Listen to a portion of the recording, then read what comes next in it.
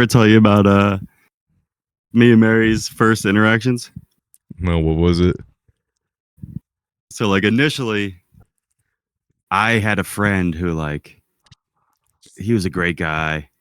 I love him to death. Still to this day. Shouts at the auntie. I know you're not listening, but if you are. But he was at alternative school in Sellersville. Okay, like where this is going. Yeah. His house actually got raided by the cops. Perfect. Like guns drawn. He was selling weed at the time. He doesn't sell it anymore. Did he sell it? Did he live on 2nd Street by chance? 2nd Street. No. Okay. Close. He lived like in Sellersville up the street from Old Town at the time. But he lived across the street from a cop. And, that's so funny. Yeah, and he was trapping hard out of the crib, which I'm very against. For those of you who are trapping, you cannot be trapping out of the crib. You got to go down the street. On one end of the street, you hop in the car, you have them pull you around the other street, and then you hop out of the, Yeah. Or you do it like do not correlate. Do it like Migos does. You have a trailer on like out in the woods outside Atlanta that people will just pull up to the trailer there. Like that's safe and sound. Yeah. Not to get too far from the story, but you ever seen like the Migos when they first started popping? They did like a YouTube version of Cribs, MTV Cribs. No, I never seen that one. I mean, it explains like why they're always getting shot and shit. Video, like didn't one of them die? They pull up to the craps? Takeoff did, who I think is the uncle or the cousin of Offset and Quavo. Yeah, I think it's the uncle. Yeah, I think you're right. Somehow he's related, but whatever. If you watch the original video, this is like right before they blew up. But they go to their house and literally all three of them have ARs with straps around their chest. Yeah. And then they're like, "This is where we record," and it was just a closet with a mic in it. That's so good though. Video, yeah. But now I had a friend who the house got raided. Raindrop. Because he lived across the street from a cop. And they like kicked down his doors with like ARs, everything. You know what I mean? No doubt that cop woke up, had his morning coffee, and was like, "Huh, that's interesting. I arrested that guy last week. Now he's going into this apartment. That's crazy." Well, yeah, like I figured he had been watching him for a time because like a kid who wasn't my friend, but who would like pick off of this kid. Apparently, he got stopped by the cops when he left one day. And, yeah. They were like waiting in the parking lot or whatever, and then they were like, they questioned him. They're like, "What's in your bag?" All that shit. And then apparently that kid snitched or whatever. But then my good friend, that kid snitched on my good friend, and the cops like kicked in the door and everything. You know what I mean? Dude, they go so hard for weed dealers. Yeah, they went hard. Dude. Yeah, and he was just selling weed. He wasn't selling anything else. He was just selling weed. This is back when it was like a big crime. Nowadays, I feel like they don't even care. Yeah, because you can go a state over, and get it recreationally. Right. Exactly. I mean, in the town that I live in, it's completely decriminalized. Yeah. But they kicked in his door, like guns blazing, whatever, and they only found an ounce of weed. Dang. Which is like they were like, "Oh, we were kind of hoping for a bigger bust. We have $300 worth of weed." Just basically. Yeah. That's wild. Did they catch him on did they catch him right before the resupply? Or is it like, did he just make sure he didn't keep it all in one place? I will not comment on that matter. Okay, sounds good. That sounds good. Yeah. I will not comment on that matter. But what they ended up booking him on was he had stolen street signs. Oh my God. Which I guess is like a big offense or whatever. Is that my bridge may be icy when wet sign? Yeah. Exactly. You son of a bitch. But yeah, this is before we were 18. So he like couldn't get his license until he was 18. And then he already had like whatever. I don't know how many stars it is where you lose your license, but he had like 1 star before you lose your license. Yeah. I get it. Which is actually funny because he would call me in the middle of the night and be like, because he lived with his grandma at the time, and he'd be like, "Yo, I'll come pick you up." And like neither of us had our license, and I'd be like, "How are you gonna pick me up?" And he's like, "My grandma's asleep. I'm gonna steal her car." Dude, that's wild. And he would come pick me up. So like he couldn't get his license until he was 18. Honestly, great guy. I love you to death, Anthony, if you're listening. One time, I'm degressing off of the degress. This is a double degress right now. You're good. We started with tuna salad. Now we're going to like you know, the plug moves. So this is fine. Yeah. Oh wait, I'll get back to the tuna salad. This is what I'm getting to eventually. Yeah. But so he lived. You know where Old Town was in Sellersville? Yeah. Old Town Bar. Yeah. You know what I'm talking about? Yeah. So obviously we grew up on Ridge Road. One time it was a state of emergency where they closed down all the roads. Yeah. What was that? One of the snow days that they ended up having, right? Yeah. It was like, I was young. I might have been like 15, 16. Okay. But so we had old skis in the shed. Yeah, I remember those.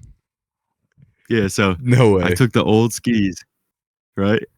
And if you went down, I think it was Callow Hill. I don't remember. But like you got to the bottom of that road or whatever, and you would get to his house pretty much. You'd hang that right at the train tracks, and then you'd get to his house. You're right there, yeah. I'm pretty sure, yeah. You hang a left down Callow Road off a ridge, and then you go down to the train tracks, and you'd hang a right? Yeah. So I took the skis, and I duct taped them to my Jordans. I literally, because we didn't have like ski boots. We didn't have ski boots or anything. Yeah. I duct taped them to the Jordans, and I had a sled on my back. And I was like cross country skiing on Ridge Road. Wait, did you have like sticks that you were like going across with? I didn't have any sticks. I was just fucking like chugging your feet like a head. That's so funny. And I got about halfway there, and the skis like broke off or whatever. Oh yeah, no duh.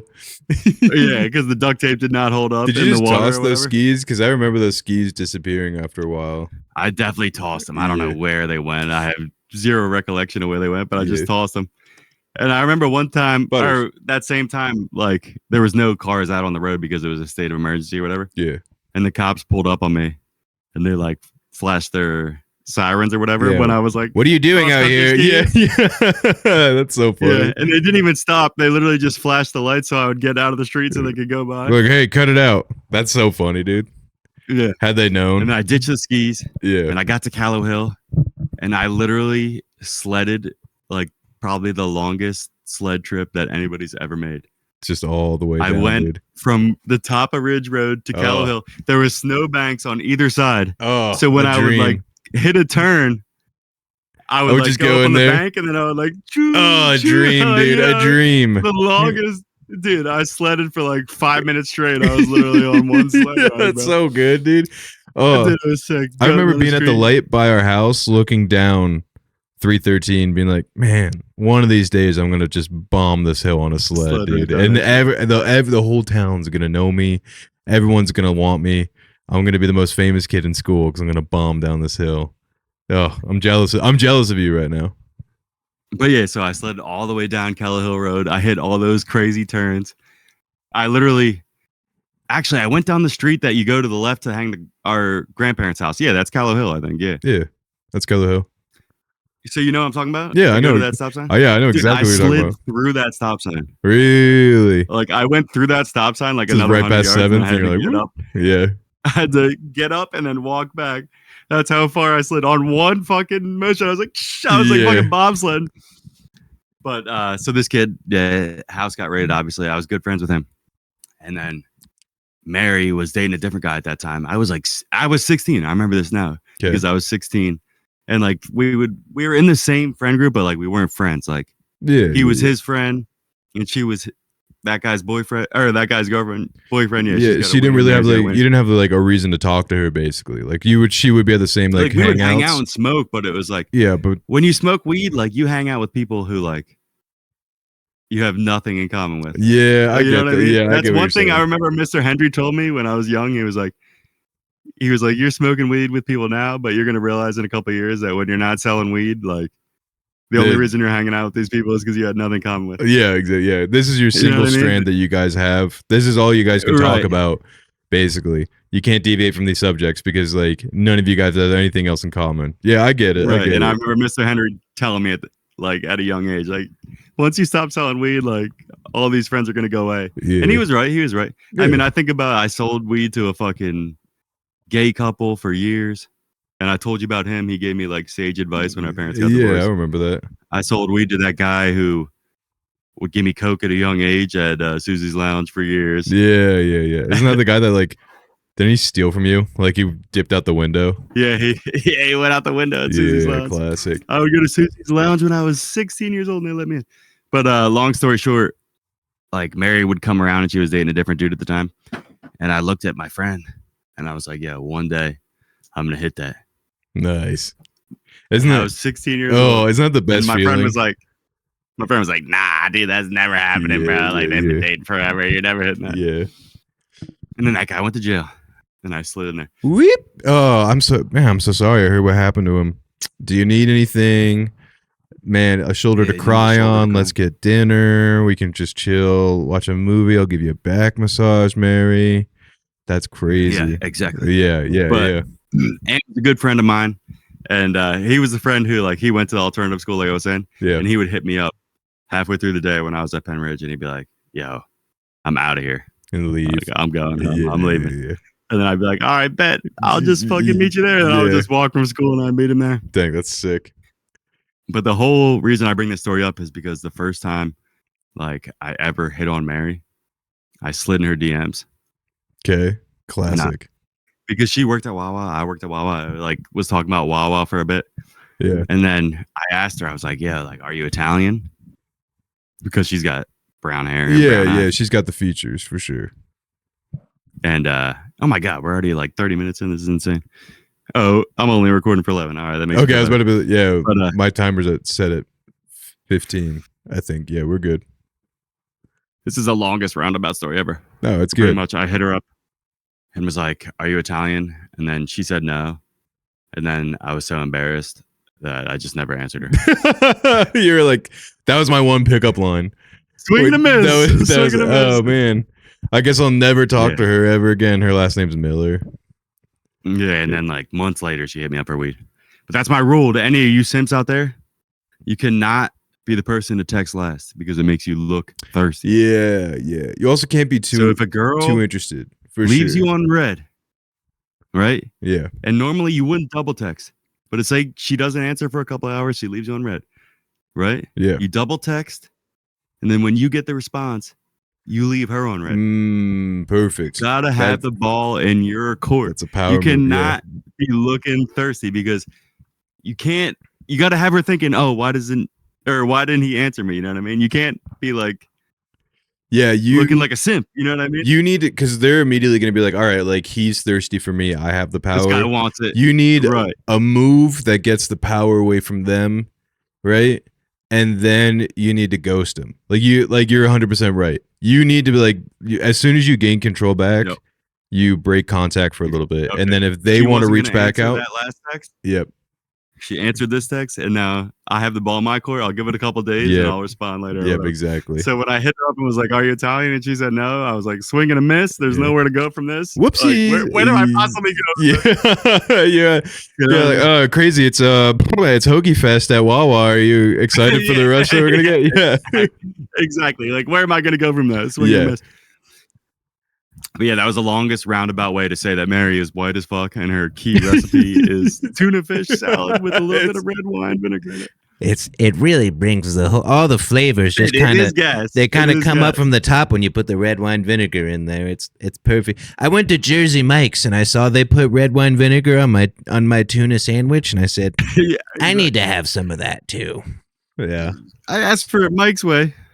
And I just was, I was inspired. I got Italian seasoning and oil, and my little Jakey Poo loves it, or whatever she's gonna say in the future. Exactly. Yeah, I'm trying. Yeah, so she's white as fuck. Yeah, and she would like get angry at me because like I like know how to cook. I mean, you're a pretty good cook. You've always been cooking. Even when we were kids, you would cook dinner every once in a while. Yeah, that's like my flex is like you're the fat kid, so it's like Mikkel doesn't cook. No, she doesn't cook at all. And especially like she did in the past, but she's gotten worse since like we've met because I'm like, I'll just cook. How is that even possible? Because I'm just like, I'll do all the meals. Now she's like, I don't even remember how to cook anymore because I just do it all. But there's no resentment there? I don't think she has the patience for it. You know what I'm saying? Right. And like my cooking is good enough that she's the camera just moved. To let you know. Oh, we should be good. I'm recording on a different one, but my cooking's good enough that I think she's like, well, I'm never gonna be in his ballpark, so like, why even try? Kind of scenario. So I think she was almost happy to be like, oh, I got a man that cooks. Because like I was the fat kid. So like I needed, how could I put it? Does she do the dishes? Dude, that's the one thing of like, hey, could you clean up like after me? But she just like, we have a 50-50 deal over here, dude. If one of us cooks, the other person we're supposed to have a 50-50. Hey, Mikkel, you home? Dude, we're supposed to have a 50-50 deal, but she just sits on the couch most nights. And I'm over there cooking and then like cleaning, being a slave. You cannot do the dishes after you cook. That's an outrage. Dude, I'll let it go for a couple days just to be like, maybe she'll like pick up the hint. And then she'll be like, nah, man, this kitchen's such a mess. And I'm like, oh, really? It's like, get in there. Yeah, exactly. But she also doesn't bring it up of like, could you do the dishes sometimes? Because I think in the back of her head, she also knows like, I should do the dishes because he cooks. But I'm just going to yell at him for making such a mess for cooking. I'm like, shut up. Get out. No, dude, we're 50-50 over here. We got a 50-50 deal. One of us cooks, the other one does the dishes. Yeah. We had a 50-50 deal on laundry for a while where she was like, if you wash the laundry, this was like for a couple years, then I'll fold it. Because, dude, women are so much better at folding laundry than men. So much faster. Dude, I don't get it. It takes me 97 hours to fucking fold laundry, bro. Yeah. It takes me hours and hours. I look over at Mary, she's like, bah, bah, bah, bah, bah, like a fucking Vietnamese or something, bro. Yeah, dude, insane. I know, dude. And it's like, I mean, sure, something's on in the background, right? Like TV wise, like I gotta like pass the time somehow, but like I even when I'm like fully concentrating on folding the laundry, because like we'll throw it out in the bed. Dude. And we'll just bust it out. Like my pile is super small by the time I'm done, and I don't fold all that well, even though I'm trying my hardest. And then on the other end, like twice as fast as me, twice as neat as me. It sucks. Like, I don't know what's going on with that. Yeah, dude. I think no, we had a 50-50 deal where she would wash, or I would wash the clothes and she would fold. But then I like dyed an entire load of whites red. She's like, don't touch it. Do our own lot. Yeah, she said, fuck it. Dude, I'm actually really good at laundry, like getting stains out. And like laundry is kind of my weird niche because like when I started buying like more expensive shirts, like Abercrombie, I really liked white shirts. I still really like white shirts. But like same. Me being the sloppy eater that I am, fuck out of it. I stain the shit out of it. Yeah, exactly. So I was like, I need to get really good at laundry and I need to get really good at getting stains out.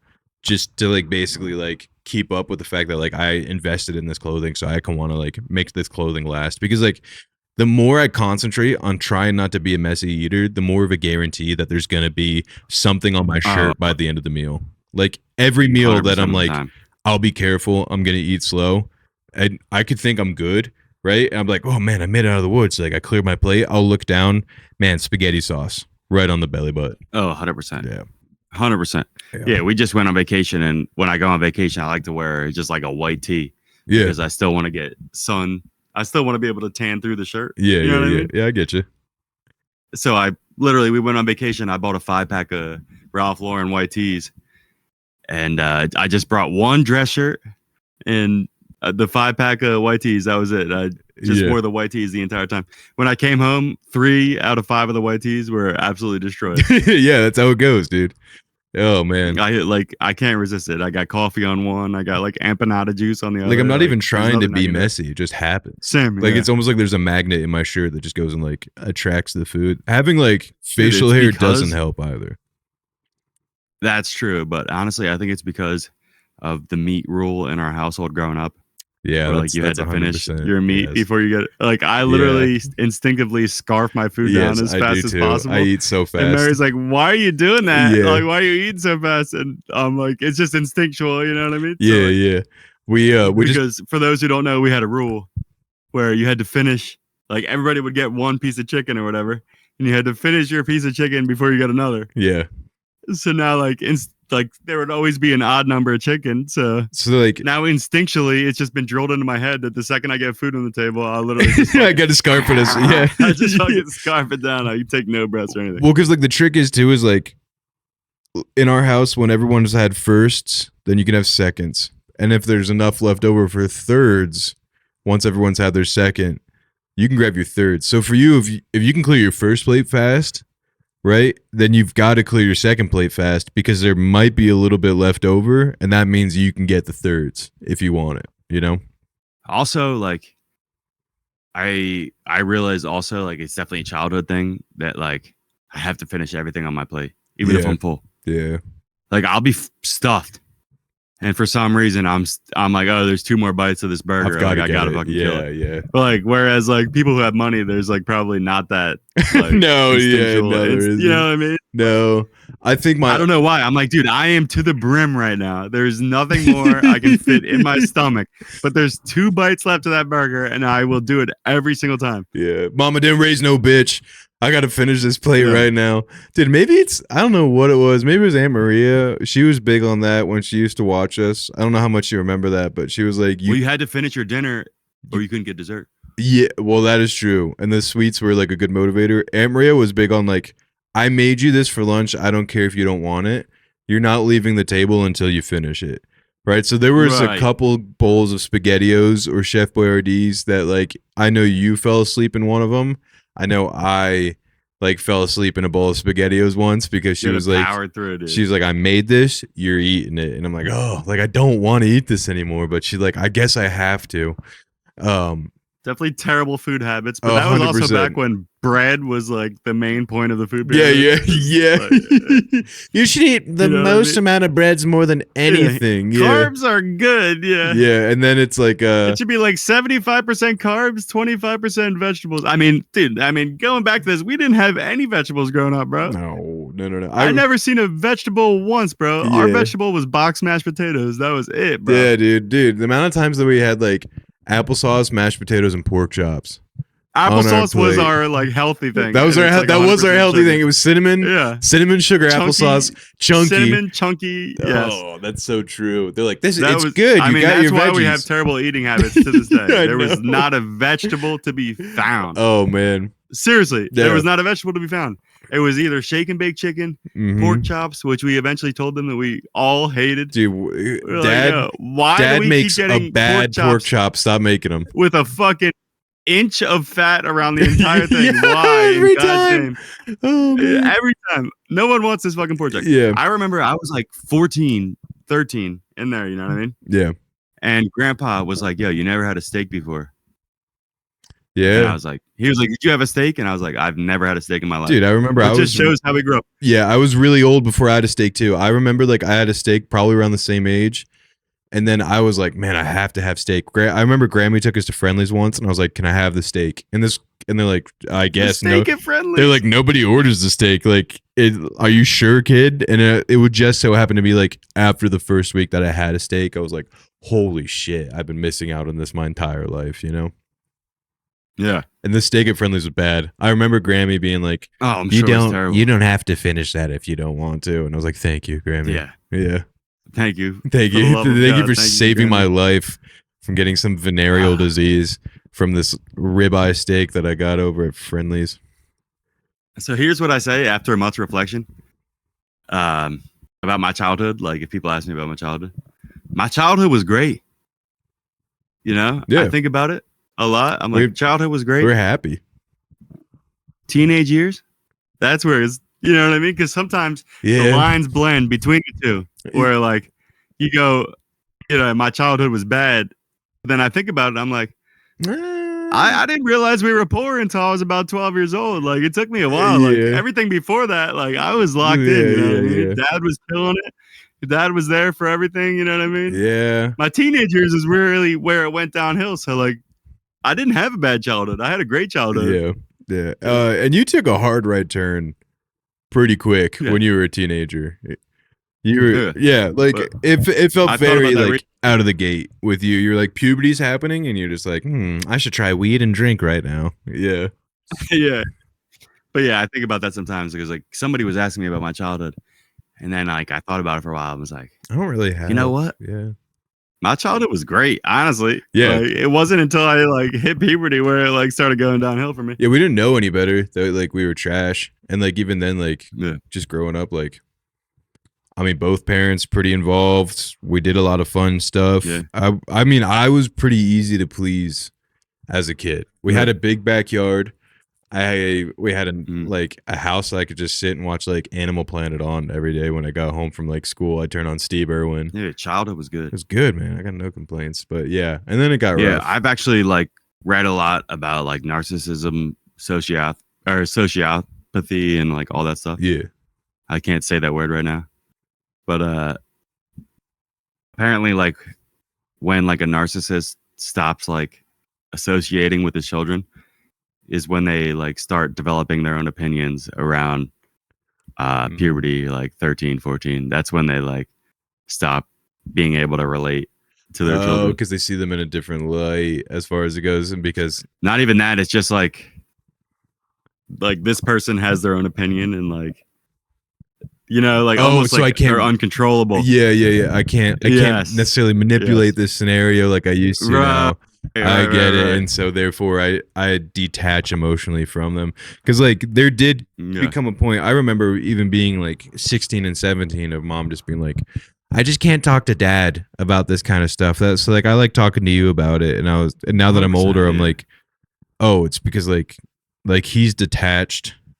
He had no ability. He didn't know how to communicate. Yeah. He didn't know how to communicate that because like emotionally we had already surpassed him because he. Yeah, I get it. It makes sense. That's exactly what it is. Yeah. But in a roundabout way, the only reason I bring that up is because I went over to Grandpa's. He was like, "You never had a steak?" Yeah. I was like, "I've never had a steak in my life." I might have been 13, 14 in there. He gave me a steak. I ate the entire thing. The fat, everything. Yeah. And I ate the fat because I was like, you got to clear your plate. I got to like finish everything that's on the plate. So I ate the entire fat because I didn't want to look ungrateful. And that definitely like, we've definitely inherited bad eating habits because of that. Yeah. It's like, no, 100%. Also to back to like. It's like subconscious. It's subconscious, honestly. Like where I'm like, I have to finish these last 2 wings. Even though I'm stuffed, I had 12 wings already. They gave me 14. So I got to fucking finish the last 2. Dude, for me, that like eating habit, I brought it into like every meal. So that wasn't like good when like we had like unlimited cereal boxes growing up. Cause I'm like, man, I can't just eat one bowl of cereal. Yeah, I gotta eat 2 or 3. And then you're like, well, half the box is already gone. So like I can crush like a little bit more and fucking finish it, dude. Yeah. And to the point where like Mikkel's like, she's like, I don't like who you are when you eat cereal. And I was like, it was just always on tap whenever we wanted at our house. There was like 3 or 4 boxes of them, whatever cereal you needed at all times. We were healthy. We had our 2% milk. Right. We're not healthy. I don't know what you're talking about. But yeah, and then you're like, wait a second. I had 2% milk, like but then there was Cinnamon Toast Crunch. And like 3 gallons of whole milk. Yeah, that's true. But that was the justification of like, no, it's not that bad for you. We use 2% milk, you know, like it's good. You know, like I'm not going to get fat from this as I eat like my 3rd bowl of Reese's Peanut Butter Puffs. Exactly, which by the way is the worst cereal for you if you look it up. Yeah, I remember back in the day it was Honey Smacks. And I was like, I love Honey Smacks, shit. And I think Honey Smacks is discontinued because nobody eats them anymore. But I used to crush Honey Smacks, dude. Honey Smacks, Honeycomb. We used to crush Pops. Pops. We would crush Pops. That was Dad's cereals, Pops. You were a Fruity Pebbles guy. I was a Cocoa Pebbles guy. Yeah. Josh was always a Life cereal man. And I remember many a times when I opened the cabinet and I go, only Life cereal? I'm sorry, Josh. I'm fucking crushing the it's my bowl right now. I'm pouring fucking hot cocoa powder on it. I'm pouring sugar on it. Just like Dad showed us. He would like barely finish a box or like even finish a bowl sometime. There's plenty of times I come home from work and like the Life cereal bowl that he had was just like there would be like no milk. It was just like rehydrated concrete wheat. It was turned into like literally spackle mix that had been fucking Life cereal. Dude, cleaning those out of the sink. Oh yeah, dude, when you had to like put them in the dishwasher and you're scraping cemented on Life cereal out of a Fiesta bowl that Mom's had since 2002. Yeah, that was. I used to pray for times 100%. Like this, dude. I'm trying to think of what else. I remember when Nikki first showed up to our house and started eating, and like we were like, "Hey, pork chops, mashed potatoes, and applesauce for dinner." And I remember her just looking, and she was like, "The plate's all white." I was like, "What do you mean?" She's like, "There's got to be some green on this plate. Why are there no vegetables?" And I was like, "She's like, do you guys eat like this all the time?" And I was like, "Yeah, it's awesome." And now I'm in hindsight. I was like, "Dude, the girl that was like in the foster system had more vegetables in her system than we did. Dude, what a shit hand of cards Nikki got dealt, dude. What a shit hand of cards. Dude. Oh, man. They're like, you're going to get adopted. Yeah, welcome to this broken family now, motherfucker. Yeah, exactly. The only vegetables we had was broccolini. But yeah, that's true. She's like, it was good for a second, and she's like, ooh, falling down. This went downhill real quick. Woo! Yeah, just crashing. I think about that all the time. Yeah, I don't know. Like, I think she got what. I mean, she could speak for herself for sure, but I think a lot of what she needed was like a stable mother out of it, and like mom's right, 100%. Always been there, 100%. So I'm like, silver lining, you know, for sure. Silver lining for sure. And she got dad for a couple good years. Like, he built her a room. But man, I remember they used to go at it because dad had no idea how to like parent a teenage daughter, and then just like fell on his lap. And he's like, I don't even know how to associate or relate to this girl, basically. So like, I have to be like the weird dad that like talks about how he's gonna clean a shotgun when the boyfriend comes over and stuff like that, and just like you can't wear a two-piece. You only have to wear one piece, and like Coca-Cola, like we don't drink that in this house because it's against the word of wisdom. No M&M. Throw your M&M CDs in the trash. No M&M CDs. Yeah, exactly. Yeah, literally, dude. Yeah, it was insane. And to think that it could have been worse. Like, she could have got her like brother and sister's card and been with the Robinsons. Yeah, man. I think about all the time. Like, where are they now? Yeah, I have no clue. I would literally love to talk to them about that. Dude, I literally would. But the only reason I bring them up is because the first time I had salad in my life was at the Robinsons' house. And they're like, dude, even the Robinsons were eating salad before us? Even the Robinsons were eating salad. No, the Robinsons were eating salad before us. Bro. Oh, I thought we had them beat kids. For sure. No, dude. Oh. I remember I went over their house and they're like, you got to finish your salad. I never had salad in my life. I was like, this lettuce is disgusting. And then they're like, well, you got to put dressing on it. But I never had any dressing of any kind in my life. So I was like, I'll take ketchup. And then I just remember pouring ketchup on a bunch of lettuce and then just choking it down. Yeah. Dude, the oatmeal family had vegetables before we did, dude. They used to that was the house I ate the most oatmeal because their parents were like, we have so many kids. Like, what are we going to feed them for breakfast? Yeah. Andrew, AJ, Aaron, Alec, Adam, Asher, Donald, and Alyssa. Alyssa was in there, so that's 8 kids. Yeah, so there's 10 in that house. They can't afford to buy cereal, bro. We gotta fucking have oatmeal, and then they would all have sprinkles and chocolate chips. Yeah, I remember that, dude. Man, I remember that.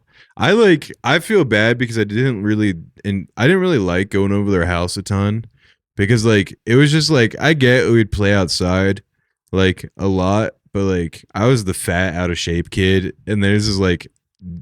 All of them are like we're pretty athletic, right? Oh, 100%. Kids, naturally right? athletic. And it's just naturally super athletic kids. I remember like talking to them the first summer after they went to Montana, and they went to their high school.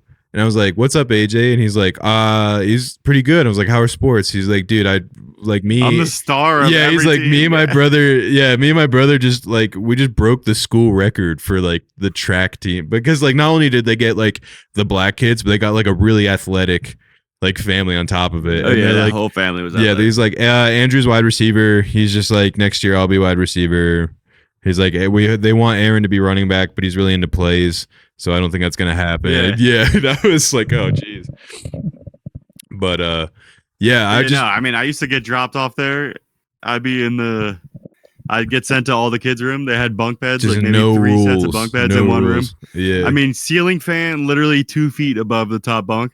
All the kids would be in the bunk beds. I would get dropped off when everybody was asleep late at night, and I'd have to sleep on the floor. No blanket, no pillow, no nothing, just because I was under that ceiling fan. Yeah. And I love them for that, bro. Honestly, I think about them all the time. That was sick. I hope they're doing well. Yeah, me too. I was just too picky as far as like, I was like, man, it's 100 degrees in this house all the time. And it, for some reason, like the fact that it did smell like pee, because they had a brother that was like a chronic. Oh, it always smelled like pee. Dude, I know. They had a brother who was like a chronic bedwetter. Like every night, he had to take like medication for it and whatnot. And I think they had multiple. Yeah, they definitely had. They had it. Well, yeah, they had an older one with an issue, and they had a younger one. So anyway, either also definitely childhood trauma for sure. 100% childhood trauma. Yeah, for sure. Great people though. Yeah. I wish them all well, dude. I hope they're all doing good. Dude, yeah, me too. But like, I wish I hung out with them more when they lived in Doylestown for sure. Yeah, I was in there like swimwear. Yeah. But yeah, that's why we both have terrible eating habits. Yeah, for sure. I definitely have a super unhealthy relationship with food. I was so happy at myself yesterday. I went out to like a buddy's it was his like birthday dinner, and we went to like a Longhorn Steakhouse, and I was like, cool. Like, how hard am I going to go at Longhorn Steakhouse? But like, I was like, here's what I'll do. Like, I'll buy appetizers for the table. It's his birthday, so I bought appetizers for the table. No problemo. And then I was like, I'll make sure like I've got my healthy sides. I have my Brussels sprouts and my house salad for the side, and then I have my steak. And I was really proud of myself because I was like, this isn't much, but like this is a lot of self-control for me, who definitely wants to go order the garlic parmesan French fries and like mash it down with like the sweet potato mashed potatoes covered in cinnamon sugar butter. So like I was pretty proud 100%. Of myself, you know. But it 100%. Does stem from how we were raised of just like eat as much as you can as fast as you can. Exactly. Yeah, it's definitely like ingrained in me where I like, all right, I can take this to go, you know. Yeah. Yeah. I mean, I preach ketosis like left and right on this show, but that's the move. But honestly, you have no vices. I have so many vices, so like I never want to get on my high horse to you because dude, if I was in your position, my vice is food. Though. I'd be so much fatter than you, dude. If I was on if I had 0 vices, I have like 5 or 6 vices that I can lean on when I'm having a bad day. All you got is food, so I'm like, I'll never get on my high horse. Like ketosis is the move. I literally. Like now that my body's used to it, the first time that I went into ketosis, actually the first 2 times, it took me like 2 or 3 weeks to get actually into ketosis. Your body takes a while to get rid of all that shit. And then once you start having diarrhea, that's when you know you're into ketosis. Gotcha. Your body just like flushes everything I out. always heard it's like when you start tasting aspartame in your mouth too, that's a good indicator that you're like, if there's a slight taste of aspartame, your body's in ketosis. Honestly, don't know because I was like never a Diet Coke or Diet Pepsi guy. Yeah, that's aspartame. True. So yeah, but you gotta pay attention to that next time. If you start tasting out of nowhere like a little sweet next time you're in ketosis, that's a good sign. But so I mean, now my body's used to it. Like the first 2 times I went into it, it took me like 2-3 weeks to get into ketosis. Which, if you look up online, it tells you that it takes way quicker. Yeah. But literally, I was like 2-3 weeks, no carbs, no sugar, and I was like, I'm not losing any weight. And then the diarrhea hit, and I lost a shit ton of weight. And then just like you just shat it all out. Just that fat inside your body started liquefying into your colon. And then after 2-3 weeks, then you just start dropping lbs. Nowadays, I get into it quicker. I don't know. Maybe my body's used to it or whatever. But I have my photos pulled up here. This is Sunday. Wait, July 2nd. Yeah, so that's Sunday. Wait, is that Sunday? What is that? July 2nd? No, because the 4th was a Saturday. That's Tuesday. So that's Thursday. Yeah, so that's Tuesday. So Tuesday, I was 258. The 5 is missing. Yeah. Well, you were 258 pounds? Or no, I was 228. 228. Oh, okay, good. I was like, dude, what the? I was like, why am I only 20 pounds? The first time I went into the first time I went into ketosis, I hit 250, 260 in there. Yeah. And that's when I was like, all right, it's time. But no, it was 228 this time on Sunday, and now I'm down to 212. Yeah, what? Since Sunday. That's insane. Because my body, like, I had diarrhea 2 days into ketosis. I started having the diarrhea, and now that I've been on it since Sunday, I've just been losing ever since. Are you trying to get good for the beach trip? Is that what? Exactly. Yeah. I told Mikkel I want to drop another 10 pounds before the beach trip starts in August. And like, seriously, I don't want to sound like I'm preaching because I have no judgment towards you because, like I was saying, the only vice you have is food. So like, I'd be 900 pounds. But once you get like 2-3 weeks in, then you will start seeing results if you're like weighing yourself or whatever. Yeah. But I don't know what you would do, dude. Like you have a hard day. Like what the fuck do you do, dude? Yeah. All there is ice cream. Like, yeah. I can fucking smoke weed or drink. No, or gamble. I don't got none of that. Yeah. Other things I won't discuss or you know what I mean? Yeah. No, I like. But now my body, I get into it quicker. Yeah. I think food is because it's such an instant gratification thing. Is just like it. If it's my vice, like I think it'll have to be like the rest of my life vice for sure. And even when if I'm like skinny, Like there will be so many days where I'm like, I won or I lost that, I won or I lost that. That I'm like, I think it'll have to be my vice because I've gone 30 years as a fat dude. So say I'm in shape, right? I could still be 60 years old and it'll still be my vice because like food will always be there, and I'll still have to actively choose if I'm gonna like win today or if I'm gonna lose today to the vice. We gotta come up with something else, dude. Like maybe just start dipping. Like I do these ons, bro. It's 4 milligrams of nicotine. There's no tobacco in it. Dude, I could. I don't know. I could. But we gotta come there's got to be something. All I'm saying is like you have to have a discussion with Michaela or whatever, but there's got to be something else because I never believe that like there's nobody who has no vices. Like I remember back in the day, like smoking weed, everybody at church is like looking at me differently. Yeah, it's because they're either watching porn or they're gay. Yeah. Or they're fat. Exactly. Which also, if you have to, I don't trust anybody who has no vices. Same way, I don't trust anybody who's never shit their pants. yeah, especially because I don't trust it. You've shipped your pants like twice. If you have never shit your pants, exactly. I do not trust you the same way I don't trust you have no vices. If you have 0 vices, let me see your search history because something's going on. Yeah, there, no, for sure. No, I feel like that's why a lot of Mormons, like a lot of them are fat. Man, Utah, like it's a big thing to be like a fitness dude, but it's also like the Botox and like plastic surgery capital of the world, you know? Right. So it's like, okay, like there's your vice. The people at church, I'm always like, you're gay sometimes when I talk to them, or I'm just like, yeah, 100%. And your wife is just so like innocent that she like my barber. It doesn't even comprehend. Like my doctor, literally today that I went and saw, I was like, you're a gay man, but that's cool with me. 100%. As I see the wedding ring on his like hand, I was like, I wonder if your wife knows that like right. you're a raging homosexual. And not saying that's a vice. Apparently it worked out for my barber though. Yeah, for sure. I'm not trying to say that's a bad thing, as in it's a vice, but like a vice in this scenario is like vice, dude. Anything that you're hiding. You know, like my wife, it's work. My wife, love her to death, workaholic. She needs to stay busy. She absolutely has to fill all 24 hours in a day with it, because if she stops and thinks, then it gets dark real quick, you know? Yeah. So I won't ever get on my high horse, but yeah.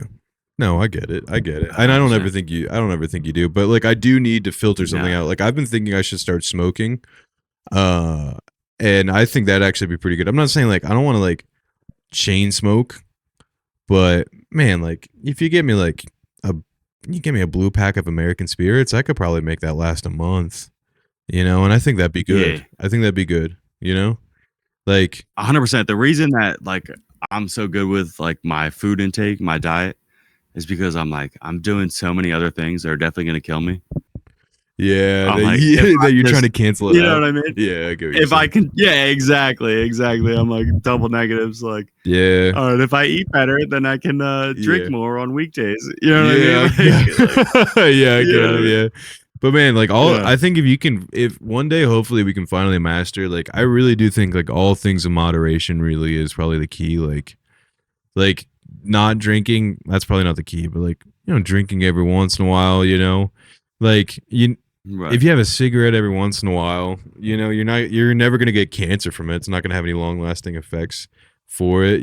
Binge eating. Yeah, go hard when you go to Shady Maple Smorgasbord. Who cares? Here's the thing. Get drunk at a wedding, but it's here's the thing when you get good on the diet. Yeah. So like I got good on the diet, I'm pretty good at honing it in. But then you find like special occasions. It's like, I'm at somebody's birthday party.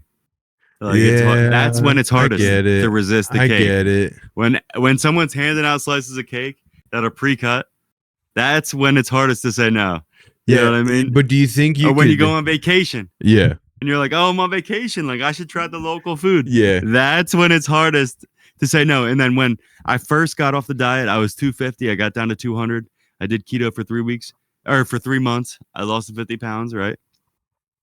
And then the day that I got off the diet, I ordered Italian food, Chinese food, and Mexican food. Yeah, that's your issue, dude. That's your issue, though, is that you're like, I deserve this. I'm off this diet now. But if you were just like, yes, I've been so good for so long. Yeah, but yeah, I get it. But if you like change the mindset of like, I do keto, but also like when I'm at the party, I'll have the slice of cake because like I know I'll be right back at it tomorrow.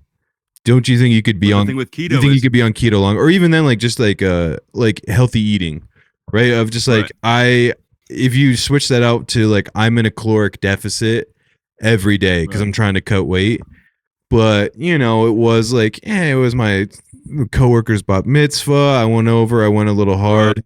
Like that's okay. I think it makes it easier to be in a caloric deficit for the next week after that because you like you gave yourself the cheat day. I feel like the longevity is more. The thing with keto is like you skip one day, like special occasions, you have a bunch of cake and ice cream. You literally, it takes days and days. Yeah, I get it. Yeah, that's true. You know what I mean? But you gotta have to fast for 2 days straight, 48-hour fast to get back into ketosis. Yeah. But then you just got to be like, I'm in a caloric deficit tomorrow. Like, regardless, I'm going to make sure that like the calories that I eat is less than the calories that I burn, no matter what the cost is. And that's how you make up for it. Of just like, well, yeah, I went hard. Like literally yesterday, I was like, yeah, I had Longhorn Steakhouse for dinner. So like my breakfast today, I was like, I had my protein shake, I had my yogurt. For lunch, I just had a double scoop of protein shake.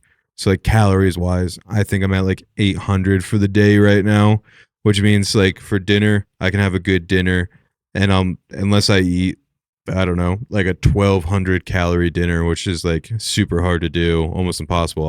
I'll be in a deficit for the rest of the day. Not me. I know, well, not you, the way you eat sometimes, but like today it's easy because yesterday I was bad. So like I'm gonna be extra good today, But all I'm saying is like the hardest part of it is like you seen the Biggest Loser documentary where like all these people lost like 500 pounds they bounce like, right back.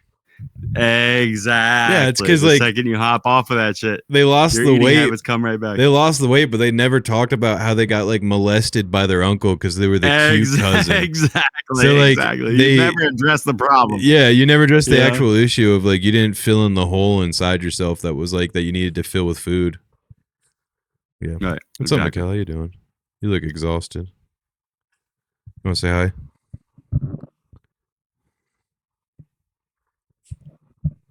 Yeah. Why are you looking at me like that? Am I in trouble? What's good, yo? Whoop his ass, Mikkel. Dude, please don't.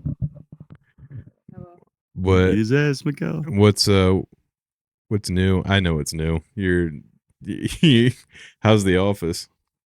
Oh my goodness. Yeah. Anything? And no, I'm actually just waiting for law enforcement to call me back. You're waiting for law enforcement to call you back? Yeah. Nice, one of those days. Yeah. Did something happen at 4 p.m. as usual? Dude, that's so cool. I love it. I love your job. Dude, I don't know what it is. 4 p.m. is the witching hour. It's the witching hour for, I guess, for addicts or something like that, or for her job. But like, if something bad's gonna happen, it's like an hour before you clock out. Yeah, right before you leave. Yeah. Whereas you're like the day's winding down. You're just like, all right, time for the drama to happen. That's like that's good. The 12th time that like it's 4 p.m. and something crazy happens. Yeah. Dude, I'm gonna dose Mikkel when I say her, dude. Dude, what? He's gonna on vacation. I'm gonna hit her. I'm gonna dose you, Mikkel. I'm gonna hit you with the edible in your food. You're not even gonna. You better not hit my sweet baby girl with anything over 10 milligrams. Dude, welcome to the fucking celestial kingdom. No, dude, if you hit her, dude. You can't hit her with like 100 milligrams. You're gonna be my neighbor, Mikkel. It's gonna be me, you, and then Hitler. Yo, let's go, dude. Let's go. It's gonna be a classic. Like, I'm having a heart attack. Dude, water gallon. Dude, I want you to know if he spikes you and you're panicking, I'll go down in the deep waters with you. Yeah. I'll be like, Jake, give me what you got. I'm going in. Nobody if there's anyone's gonna drag my baby girl out of this panic attack, it's gonna be me. You guys should fake diseases so you can smoke weed. I have psoriasis. We have problems. Yeah, you both have Crohn's disease. Dude, there's so many people in Pennsylvania that go to the church and smoke weed. I don't know if I really want to. Yeah, it's legal now apparently if you have a medical condition, right? Yeah. Not in Idaho. Nah, it's type 1. Still, right? Yeah. Like it's a type 1 is what I'm saying. Yeah. Like, but which is wild because you go to Montana and it's recreational. So you go an hour up the road and it's recreational use. I was just in Montana the other day just to drop a car. Sorry, I don't know if you can hear me. I mean, like as soon as you hit the border, weed shop. Yeah, dispensaries. Right. 100%. Yeah, and dude, honestly, Tier 1 heaven is going to be so boring, dude. You want to be down here in Tier 3. I know, dude. Tier 3 is going to be boring up there, Mikhail. You got to come down here, bro. We're going to have fun, dude. Dude, I told you. I'm playing pickleball with Joseph Stalin, dude. Let's go, bro. Dude, I told you heaven's not shaped the way you think it is, dude. Heaven's not shaped like a pyramid. It's shaped like an upside down pyramid.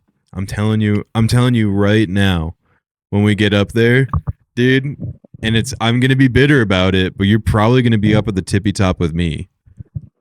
Dude, I'm going to be having a blast, dude. You guys are going to be up in boring heaven, dude. Dude, I think you're going to be in boring heaven, dude. The heaven casino with JC, dude. Let's go.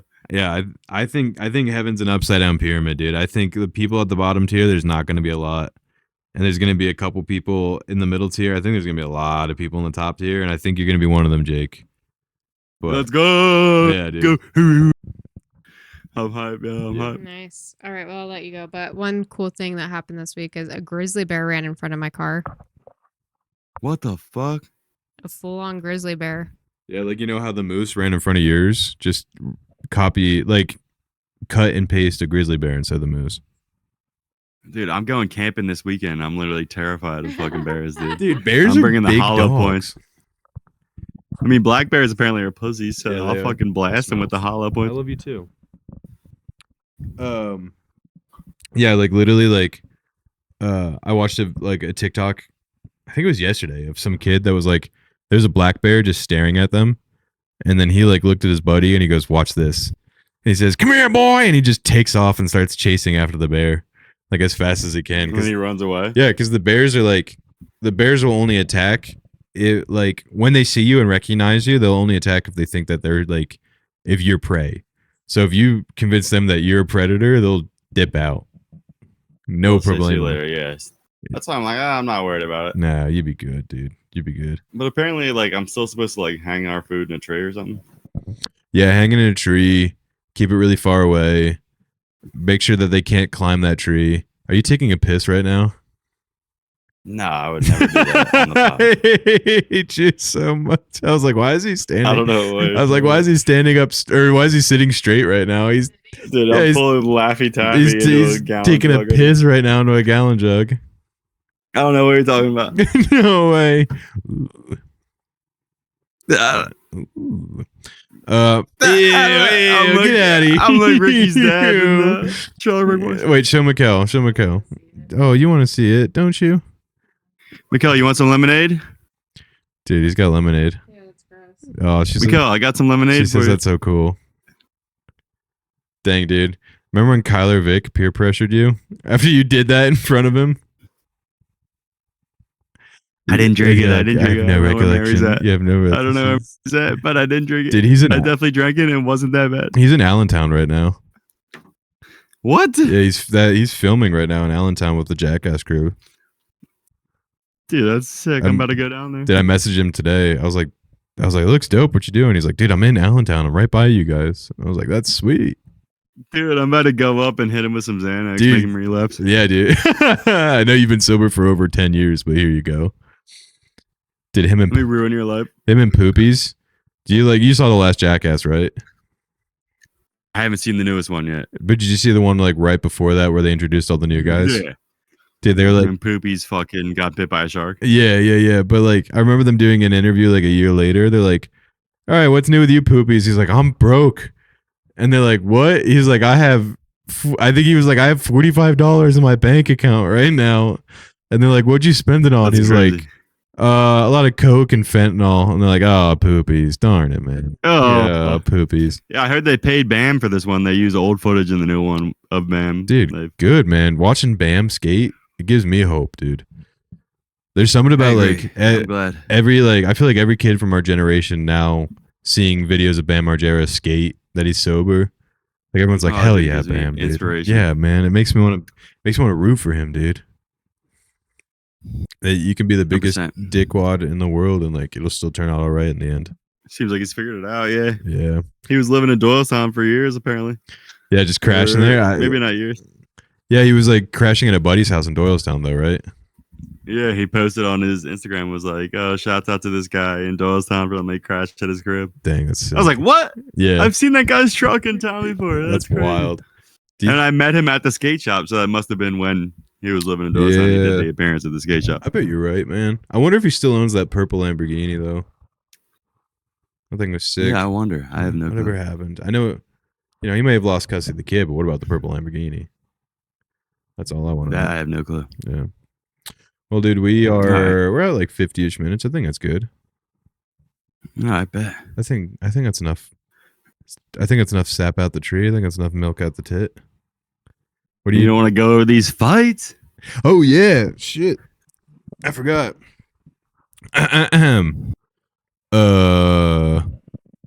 I'll be dead honest. I don't know half the card though.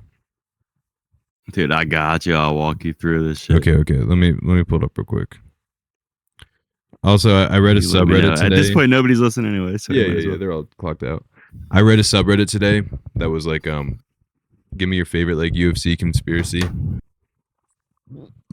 And what were some of my favorite ones? Hold on.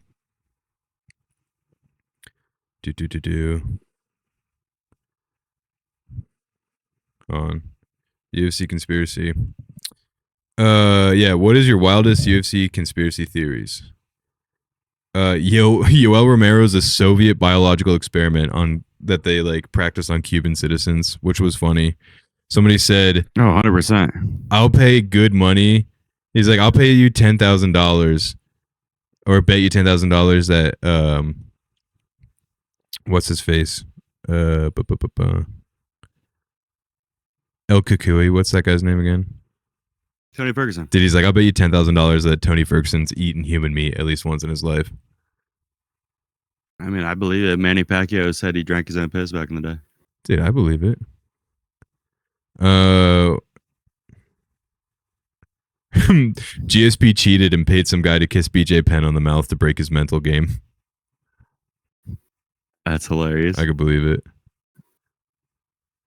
A lot of like John Jones is secretly gay and Tito Ortiz likes to train 6 weeks a day. 6 weeks a day? Yeah, because he's borderline. There's apparently a huge like conspiracy theory that Dana White wears a bald cap.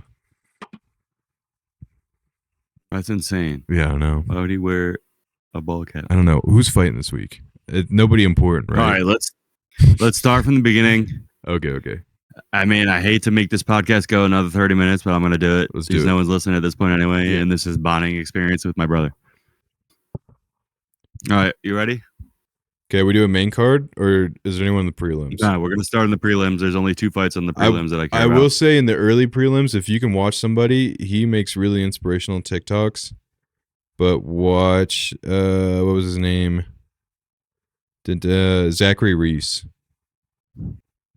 That dude, like Zachary Reese. Yeah, on the early prelims. I think he's the second fight. Oh, that's really early. That's the second fight of the night. Yeah, I kind of actually. I got nothing on him. I want to check in on that one just because, like, I saw a couple TikToks of him being like, he was just working out in the oil fields, making money, fighting on the side, and then his last year, his boss was like, "What are you doing, dude?" He's just like God put you on earth to do one thing, and it's not work the oil fields. So his boss fired him. So he could go, because he's like, you're not going to like quit this to go chase your dream, so I'm going to pick it for you. And I was like, that's cool. This is a cool move. Let me see. What am I going to start with? Wait. What the fuck? Okay, here we go. Okay. All right. First fight that I'm going to start with. Okay. Is Gable Stevenson is making his UFC debut. Is he really? And you know Gable Stevenson? Wait, wasn't he the Yeah, I got you. Wasn't he the wrestler, right? The collegiate wrestler? Yes. For like a long time. Yeah, so Gable Stevenson is a Olympic gold medalist and 2-time NCAA champ at the heavyweight division. Okay. So who is he facing though? Does this guy have any? Is he facing a kickboxer? Because I'll tell you right now, Gable Stevenson's winning. Right? If they give him like a Muay Thai guy. What the fuck is? Wait, can you hear that? No, I can't hear anything. Oh, dude, what the fuck is going on here? What do you mean? Are you trying to play sound effects? No, my fucking thing is fucking up right now. Oh, I had an ad going. I had a pop up going. Oh, got you. But yeah, so Gable Stevenson, He's a Olympic champ and 2-time NCAA champ at heavyweight. Yeah. Right? Yeah. Gable Steveson has had. This is his first ever UFC event. Is training with John Jones. Okay. Which I know nothing about John Jones's camp that he runs out of it, but I'm assuming they're all. You've got to be pretty good if like John Jones is going to invite you up there.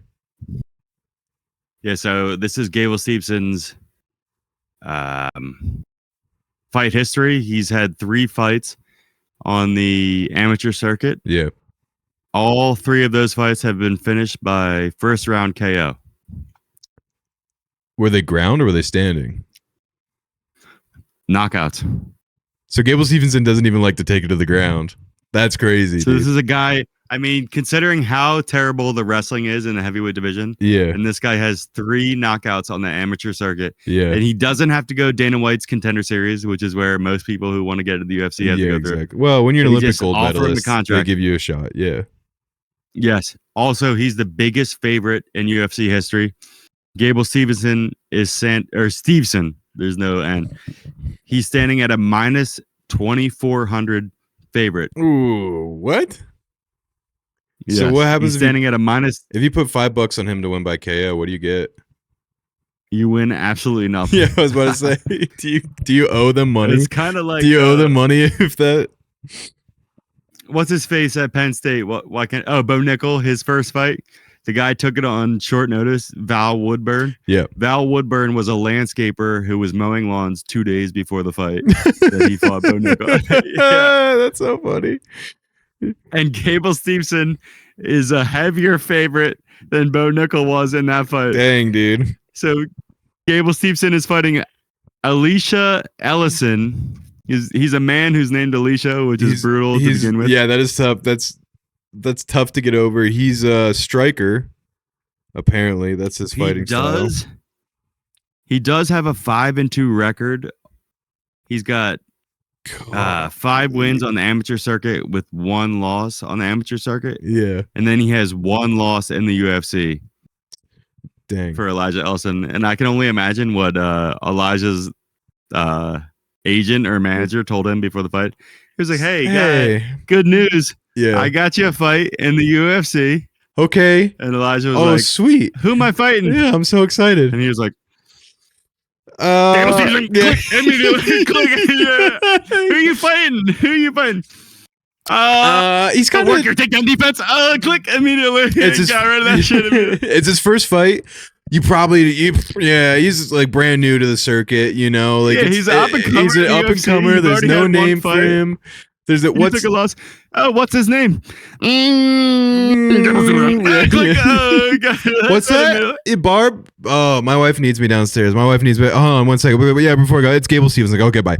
Yeah, I'll talk to you later. Bye. Bye. It's, okay, love you. You're the champ. Love you, bud. Okay, bye. Yeah. Did he say Gable Stevenson? Dude, that'd be so funny too if he didn't know who he was. And so he's like, all right, well, I guess I'll have to Facebook stalk him. So you like type in his name on Google and you're like, oh, this guy, he pops up a couple Olympic times. Gold medalist and 2-time NCAA champion at heavyweight. Well, maybe let's see what this guy's about. And you're like, now in Elijah's defense on the amateur circuit, he's 5-1. Okay. With 4 KOs and 1 submission, and then he lost by submission. These are all in the first round. Oh, yeah. Yeah. So in Elijah's defense, dude, I mean, although I don't think he stands a chance, if you put money on Elijah at plus 1,200, yeah. If I put $10 on Elijah, I get $130 back. In Elijah's defense. That's so funny. Dude, can you imagine, dude? Dude, that'd be crazy. That's almost worth putting $10 on it. Yeah. That'd be nuts, bro, if Elijah Ellison actually won that fight. Yeah. That'd be absolutely nuts.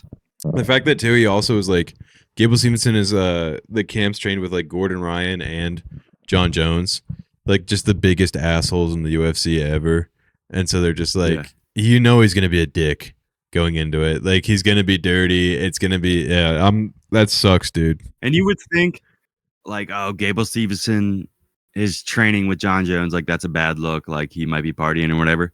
But John Jones recently did an interview where he said that after training sessions, he would invite Gable Steveson out to go party with him, and he said he won't come out with him. Oh, no way, really? At a very strict time. He's very like strict about it. So, dude, really? Really, you don't even have to worry about John Jones being a factor in the Gable Steveson camp. Dude, I just still think it's so funny that the tiny little city of like Albuquerque, New Mexico has the boogeyman. Like literally like they have their own personal like Bane from Batman that just prowls the streets. And they can't do anything about it. I was on coke. And I was on coke. Yeah. But like for real, just some guy that terrorizes the streets of Albuquerque, New Mexico, and the cops were like, "I just wish he'd move. Please move, John."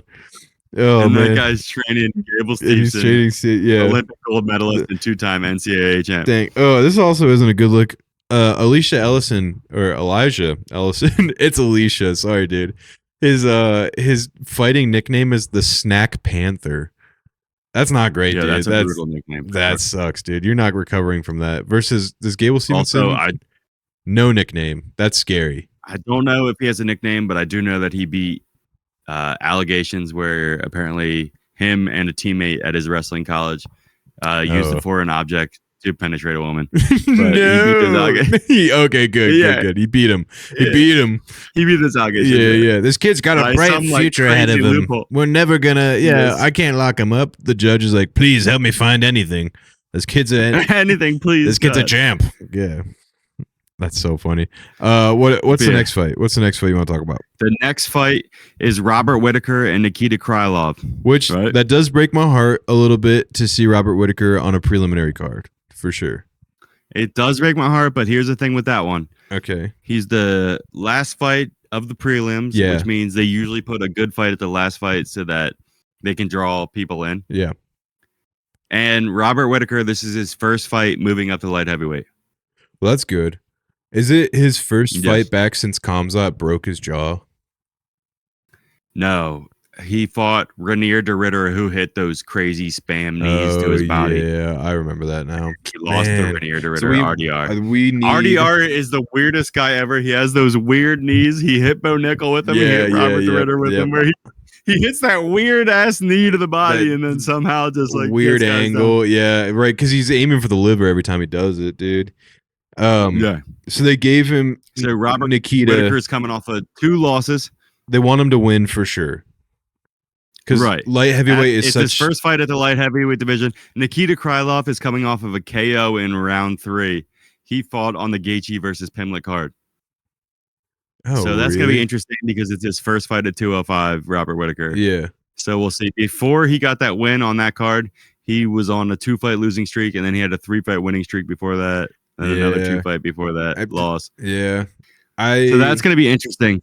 The odds are pretty even, though. Robert Whitaker is a -135, and Krylov is a +114. So the Vegas odds makers really don't know what to do with that one. Yeah, and plus, like, light heavyweight at this point, too, is such an interesting, like, weight class as far as, like, you have a champ that's injured, and it isn't going to be fighting probably for the rest of the year. Like, and that can really make the weight class stale. So, like, having Robert Whitaker, like, another crowd favorite that a lot of people like, bump up there. Hopefully we'll get some more action inside the division, keep more eyes on it. Hopefully he can get a couple wins in him as well.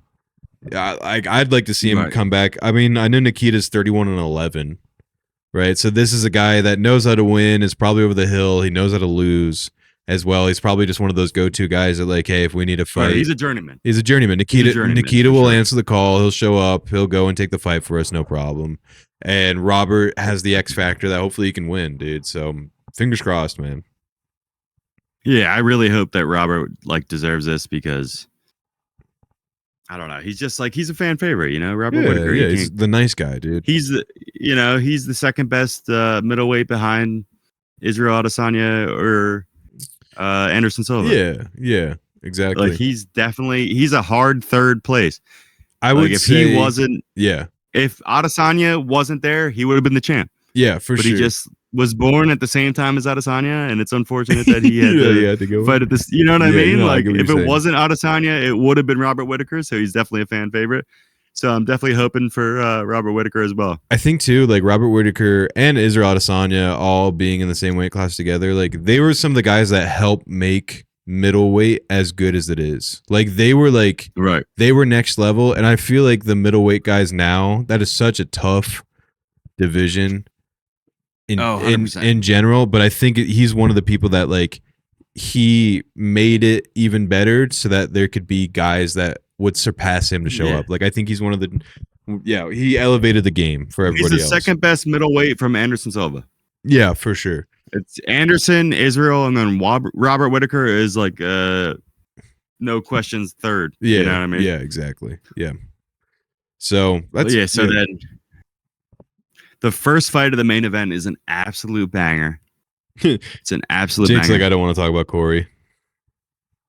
No. He's later. Okay. He's 2 fights after this. The first fight of the main event is Bobby King Green versus Terrence McKinney. Okay. And this is a pick 'em too. Bobby Green is plus 114. Terrence McKinney is minus 135. So what do you feel? So Bobby Green, they were both training partners before this. Wait, really? They were trading partners before this. Bobby Green, he said that he wasn't going to take the fight against Terrence. And then Terrence called him and said, they're offering me this fight and I'm accepting it. And Bobby Green said, okay, I'll accept it. Interesting.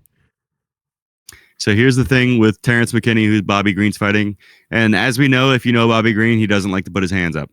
No, he does not like to put his hands up at all. And it pisses a lot of people off, and that's part of the game. Exactly. So he's fighting Terrence McKinney, his former training partner.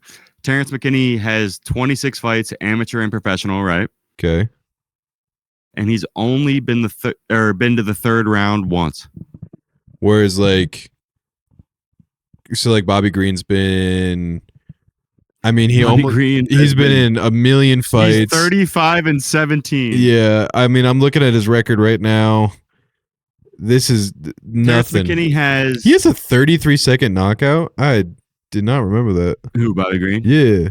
Terrence McKinney. Bobby Green against Grant Dawson in 2023. He had a 33-second knockout. So Terrence McKinney has 26 fights in the UFC, right? Yeah. Or sorry, not in the UFC, just in his entire career. Yeah. He's had 2 fights that made it to the second round. Or no, 3 fights that made it to the second round and 1 fight that's made it to the third round. Everything else has been finished in the first round. The majority of which he finished. And there's a couple of where he lost in the first round as well. Yeah. And I guess he's coming off of he's coming off a 24-second knockout against Kyle Nelson, but Kyle Nelson's also booty cheeks. Yeah, he's an older guy. Yeah. But so pretty much this one's not going to go the distance between him and Bobby Green. Like, no, for sure. It's going to be a banger.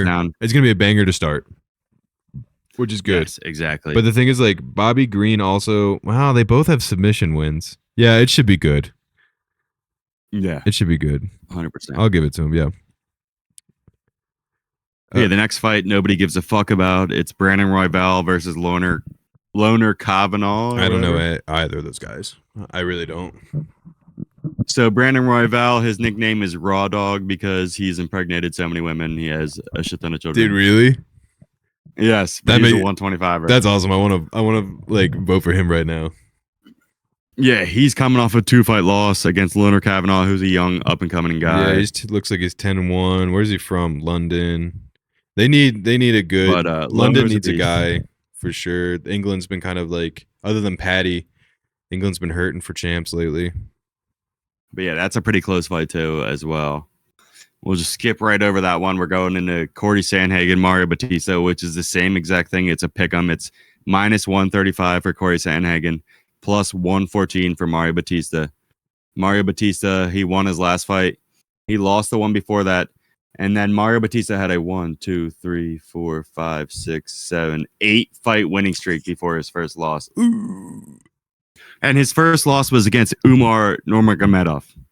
Yeah, which like, yeah, you can't really blame him. Like, if I ever see like someone like go on a winning streak or like they've got a really good record, but there's like a couple losses and it's just like, if it's like a Muslim name. That there, right. If it's an Nurmagomedov, I'm like, oh, okay, he gets a pass. Like, it's chill. So he's on an 8-fight win streak. He loses to Umar. Now he's fighting Corey Sandhagen, who's a favorite at minus 135, who's coming off of a loss against Merab. He won against Davidson Figueiredo. And then he lost also to Umar.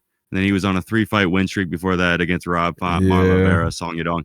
So I really do think that Mario Batista could be the dark horse of this card. as an underdog. It could be because he beat Figueiredo. Yeah, I mean, they both lost to Umar.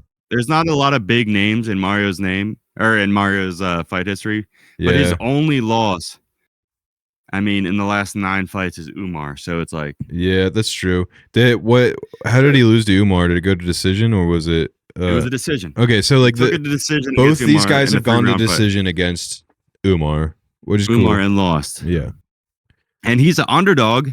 Even though he was on a fucking 8-fight win streak before he fought Umar, and then he won again after that. Yeah. And he's the underdog. So really the dark horse, the betting favorite, I would say, is Mario Batista. Even though I love Corey Sandhagen, he said he made millions of dollars off of starting an OnlyFans where he only showed his nuts. I love Corey Sandhagen, big fan of his. Yeah. But I just think Mario Batista, statistically speaking, if I'm looking at their numbers, he's probably the best underdog to bet on. If I had someone to bet on, it would be him. Yeah, I get it for sure. These all are, how can I put this? All of these fights that I'm looking at for like the main card and even the prelim cards, this is going to be a really striking heavy match. Like on paper, which I get. For the main event, it's supposed to be, we want stand-up bangers because like they're more exciting and you're going to get a lot of new people just going to see the McGregor fight. You know, so you're hoping that if they get some exciting fights to stick around, but B, you're kind of fitting the theme of it, being like, let's get a couple of good strikers that haven't already fought this year, pretty much. Well, one of them has, but like, I feel like there's been so many people that have already fought this year that they're like having a repeats because Dana wants to like have like stacked cards. But like, it should on paper, this should be a good night. There isn't a ton of names that people know. Like for the casuals, you're not going to know yet. Yeah, exactly. But it's okay because people are going to show up anyway to see the Conor fight. Exactly. And apparently it's already trending to do better numbers than the White House card. I bet, dude. Conor has the magic touch of just like 100%. There was still plenty of he did the Ibogaine. Yeah. Well, he did He's completely sober now. I've listened to all his interviews. Yeah, he did the Ibogaine. He talked about how it got him sober off the yayo. Dang, dude. Good for him. Yeah. And he said he's what's the word where you're not fucking before the fight? He said he's been celibate. Yeah, celibate for over a month now before this fight. That's good because he was banging sixes. Like the people like Conor McGregor's caught with another affair. And then you like look at her and you're like, who's like a 39-year-old like maid? Yeah, it was just like, ugh, Conor, what are we doing, dude? Yeah. Yeah, so he's celibate now. He looks completely different. We'll get into that fight later. First, we're going to talk about Benoit Saint Denis versus Paddy Pimblett. Okay. So here's the thing. Benoit, right? His last 4 fights is on a 4-fight win streak. He beat Dan Hooker, who's a striker. He beat him with a KO. He beat Beneil Dariush, who's a wrestler. He beat him with a KO. He beat Mauricio Rufri, who's another striker. So he fought 2 strikers and a wrestler. He beat him by 2 KOs and a submission. And then before that, he fought a no-name who I have absolutely I have no fucking clue. Benoit is he looks better every fight, especially after he switched training camps. And Benoit, he has like, he also kind of like, he has that thing of like, because he's killed people in real life because he was like a British SAS like guy. He was in France. But it was like France, like they do like the crossover with the SAS, right? And like he was in one of their squads, and like so you're like, okay, this dude's killed people before. He does have that kind of edge of like, he's not scared going into it. He's usually pretty calm, cool, and collective, and his striking is only getting better. His takedown defense is only getting better. I think Paddy probably has him beat with jiu-jitsu, right? But like, I don't know. I think Benoit's probably a better wrestler, but Paddy's a better jiu-jitsu guy. Yeah, that's what I'm saying. So it's like for wrestling to beat jiu-jitsu, you have to be super good at wrestling. Yeah, you have to be super top heavy. You got to be like Khabib level. Yeah, you have to be 100%. Khabib level if you're going to beat jiu-jitsu. You can't be like a good wrestler loses to a good jiu-jitsu guy, but an amazing wrestler loses or wins against an amazing jiu-jitsu guy. Right. 100%. The thing is, like, if Paddy can, because like Benoit also is kind of a sniper, and Paddy has an issue with defense. He's a great striker, yeah. Paddy has a huge issue with. But here's the thing with Paddy. So here's the thing with Paddy. Before he lost to Justin Gaethje, he was given softball matchups. If I'm being honest, Michael Chandler, Bobby Green, Tony Ferguson, Jared Gordon, Jared Levitt. Yeah. He was given softball matchups. He had a 9-fight win streak. He's a hype guy. It was part of the McGregor. McGregor's gone. We need nowadays, a snappy British guy. Bring him up. They don't bring him up like they used to. They don't do the old John Jones. Here you go. You're 20 years old. Fight Shogun Rua in your first ever fight ever. Yeah, they don't do that anymore. They used to feed these guys straight to the wolves the second they would get in. Nowadays, they give them the Sean O'Malley path. They give them the fucking Paddy Pimblett path. Yeah. They give them the Alex Pereira path. Like where we know, they give them the Bo Nickel path where they go, okay, we have to build superstars now. We'll give you light matchups. But when you think about it, Paddy Pimblett, he was on a 9-fight win streak against bums before he fought Justin Gaethje. But Paddy made it to the bell. He did. It was a decision for sure. It was a decision. And you know who quit on the bench in the 4th round? I get it. And it's guess who quit on the fourth round on the bench? Yeah.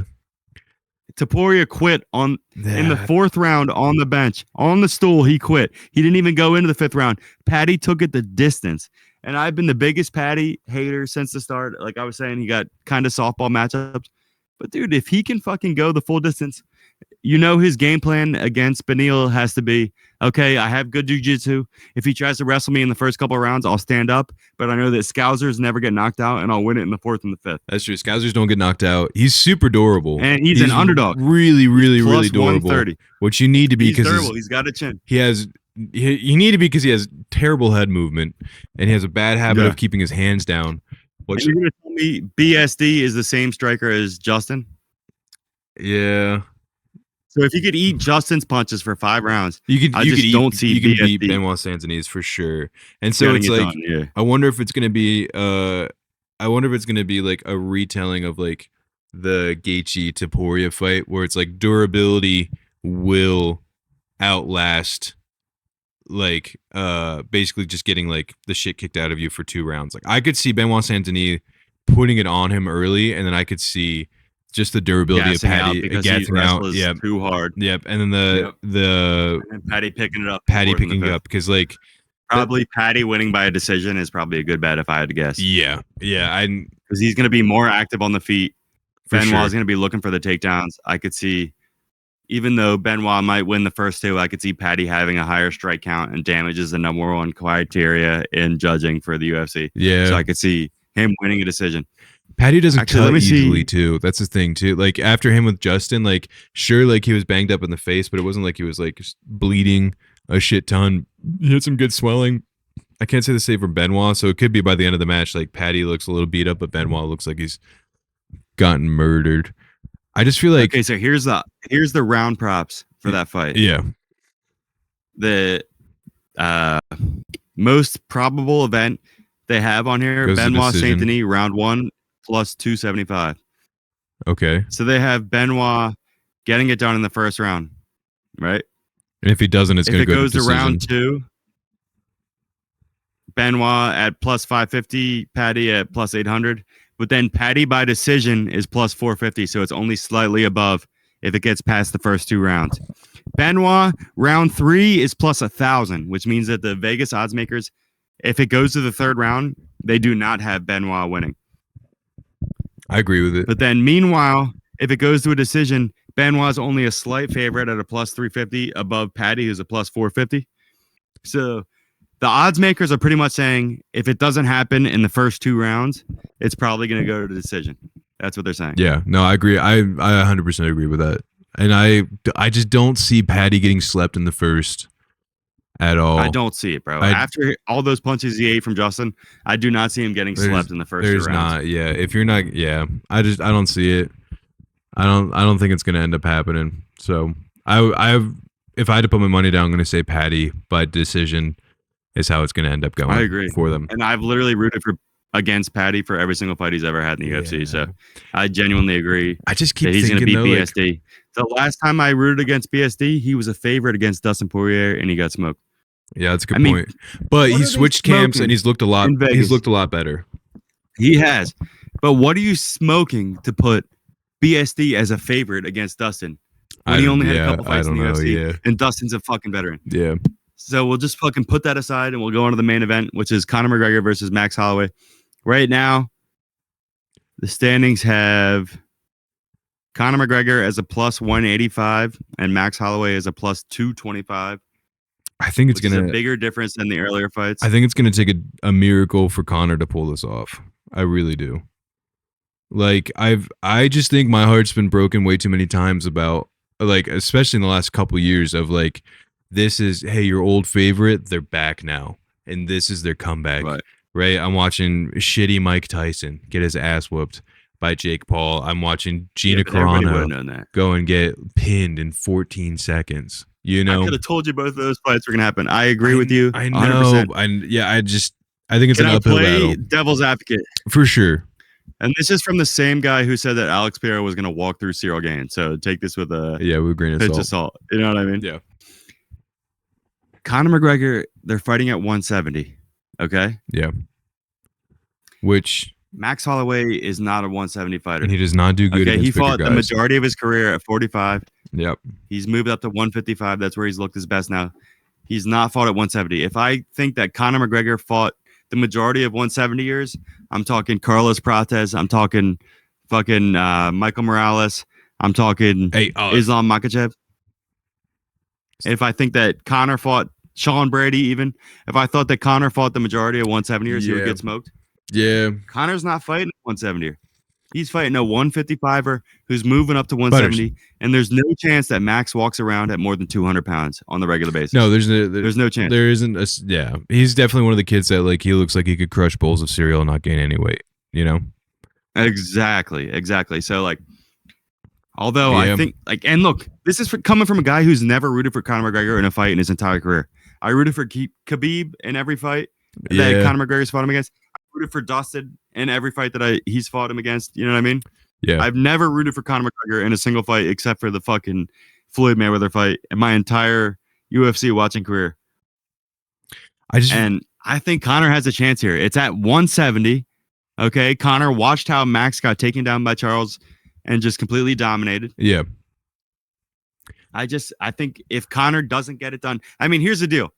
You're not going to win a decision against Max Holloway. It's not going to happen. Max gets better with time. Yeah, 100%. That's not going to happen.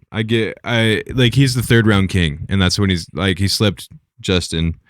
I get it. Yeah. The thing with, like, Conor is, like, his striking style. Like, old Conor is just watching him with the karate stance. Strike was just, I mean, it was beautiful, right? And he was so unorthodox, and he had a left hand from God that he could go and, like, call down damnation on people, and it was so weird, and you didn't know how to strike it. But then after the Mayweather fight, where he kind of switched over to more of an orthodox boxing style, his striking definitely looked way worse after that. So I'm like, is he gonna go back to old Conor, which I could see him doing it to put on the show? I think that'd be more in his favor, but you are going against Max Holloway, who, I mean, if you had to name top 3 strikers, like, in the UFC currently, I mean, he's probably the best boxer in the UFC without a doubt. It's like, usually people are like, he's number 1. Yeah. Like, I mean, 100%. And dude, I fucking love Max Holloway, dude. I did, yeah. I mean, I can't believe I'm going to say this. I genuinely can't believe I'm going to say this, but I hope Max Holloway gets knocked the fuck out. I mean, Max Holloway is one of the most likable. Yeah. He's one of the most likable UFC fighters in the history of the UFC. He's a fucking man. I've always rooted for him in every single fight, Max Holloway. And this is the one time when I'm just rooting for Conor to get it done, dude. Yeah. I mean, if Conor gets this done, I know. People think they're going to hand him a title shot at any division he wants. You're smoking crack. I know. It doesn't matter, bro. If you don't think they're going to line up Justin Gaethje, if you don't think they're going to line up Islam Makhachev in the next fight, I mean, you're smoking crack. The UFC, I mean, if he gets one win, that's all they want. And this is a good matchup. I know a lot of people think it's a bad matchup. He's not fighting a 170 pounder. He's fighting a 155er who's going up to 170, and there's zero chance of takedown. Yeah, I mean, I guarantee, like, they both have an agreement. They're like, nobody's taking this to the ground whatsoever, dude. It's way better for the franchise if Conor wins. 100%. Right. That is the best case scenario for UFC right now, is if Conor McGregor wins this fight. And, like, I love Conor. Like, I mean, I remember, like, getting emotional watching his documentary, dude. But, like, gun to my head, if you had to say what the most likely outcome is, I think Holloway knocks out Conor McGregor. I really do. I think, like, 5 years of doing coke and banging hookers And I think it takes a toll on you. I think ring rust is a thing, not for guys that have been in the ring for too long, but I think for guys that have been out of the ring. I mean, the biggest plus of Conor is his pride, but also his biggest weakness is his pride in a sense of like, oh, I can still compete at that level. And I think it's just too much of a question mark factor of like, what are we going to see on Saturday for me to like put money down on McGregor? Do I want him to win? Yes. Do I think he's going to win? No, I think Holloway's going to win. I totally get that. And I think the reason that Justin Gaethje refused to say whether he was going to retire or keep fighting after he won the White House card. Oh, yeah. I genuinely think the only reason that he would announce it is because if he does potentially win against Max Holloway, he knows he could get red panty night. That would be exactly fight of the century, dude. So I think exactly the reason why Justin was like, I don't know, I'm gonna retire or not. Yeah. After. I mean, it's literally a storybook ending. He could have just fucking retired right there, rode off into the sunset. But then when you have the fucking potential McGregor fight as your next fight, you're like, dude, and if he knocks and out you're telling McGregor, me if his options are Gaethje or Islam Makhachev, yeah, I mean, you're gonna 100% take Gaethje over Islam. Yeah, 100%, dude. Because he's like, well, there's a chance I could actually win this one. More people will show up for this one too, as well. Yeah, we'll sell better tickets. Islam's not selling tickets. You know what I mean? Islam doesn't sell. He doesn't put ass in seats. None of those guys really do, except for like the hardcore fans, you know. But like, which is why Dana kind of hates him, because they're like, unless it's like Khamzat, you know, like because people just want to see Khamzat lose. And that's why like Sean Strickland fight was so good. But other than that, none of the other guys do. So it's like Justin Gaethje versus Conor McGregor would be the marketing. But then for that can Conor get down to 55? Insanity. Like, yeah, could he get down to 55? I just don't know if he can get down to 55, dude. But Conor McGregor cutting weight is a thing, dude. He used to look emaciated when he'd show up for weigh-ins. He spent the majority of his career at 45. I mean, he only has 2 wins at 55. You know, he beat fucking what's his name? Eddie Alvarez, and then I think Donald Cerrone. Yeah. Actually, Cerrone might have been at 70. I don't remember, but I don't know. I think that might have been his only fight at 70. But all I'm saying is, who knows if he can actually cut that weight down, but I know. Crazy. I want this to be a Tyson Fury scenario of just like he was the champ. He disappeared. He got into drugs. He got into like ruining his life basically. And then he comes back and he has a 3-fight league with Deontay Wilder. And he beats Deontay Wilder to the point where he like deconstructed him. And now Deontay Wilder barely even takes fights anymore. You know, like I want that for McGregor? Yeah, I want that for McGregor for sure. And I've literally never rooted for McGregor ever. So it's just crazy it's just like for me to like pick McGregor over Holloway, but yeah, I just feel like I've just been disappointed a lot recently with it. So that's why I'm just like, I think Max is gonna win. But if Conor's winning at any point in the fight, I'm like, oh shit, like go Conor. You know, like I'm immediately switching sides the second I think. And dude, he's got to get it done early, bro. Yeah, he does. Conor's not winning the decision against Max Holloway. Yeah, it's not happening, bro. Yeah, but that's tough. You're not taking Max Holloway into deep waters after not fighting for 5 years. Yeah, because Max Holloway, his cardio is so good too. Like he like breathes through his nose at the end of the fight, dude. He never gets tired, never. 100%. So yeah, it's tough. It's tough. But do I want to see Conor do it? I want to see Conor do it for sure. And then I want to watch the documentary about it. I want to see it on Netflix. 100%. You know, so dang. All right. I'm pumped. Well, I kept you for an extra half an hour. No, you're good. I'm super excited though. This is a good episode. Hell yeah. That's just gonna be sick. That's it. Good shit, dude. All right, man. Well, peace out, brother. Peace out, bro. I love you. I'll catch you later, dude. Okay. God bless. God bless. All right. Peace.